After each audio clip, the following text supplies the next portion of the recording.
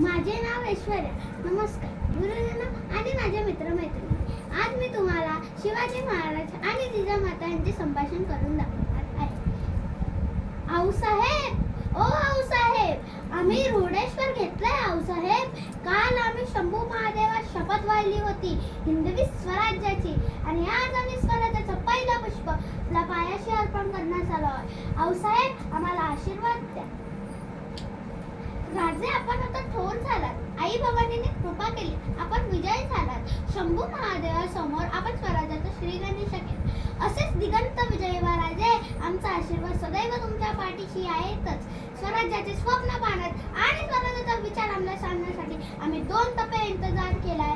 आता ते दिवस जवळ आले आहे. राज्य कराल तर गोरगरीब रयतेच्या भल्यासाठी सर्वांना समान न्याय द्या. जो कोणी शस्त्र हाती घेईल त्याला क्षत्रिय माना. जी आऊसाहेब, आमच्याप्रमाणे तुम्ही रयतेची सुद्धा आऊसाहेब आहात. आम्ही आमचे स्वप्न साकार करतो. रयत आमचं दैवत आहे. शिवबा, तुमच्या नावातही एक अविनाशी विचार आहे. काळोखाचे जे अस्तित्व अमिट राहणार आहे असा पुत्र आम्ही या मातीला दिला आहे. तुम्ही असे राजे व्हा की ज्याची आठवण विसरू म्हटले तरी विसरू शकणार नाही. राजा असावा तर शिवाजी सारखाच. आऊसाहेब, आपल्या स्वप्नाची पूर्तता करण्यासाठीच आम्ही जन्माला आलोय असं आम्हाला वाटते. आपल्या स्वप्नाची पूर्तता करताना हा नरदेव प्रत्येक कण कण कारणी लावेल. शिवाजी राजांचा विजय असो. शिवाजी राजांचा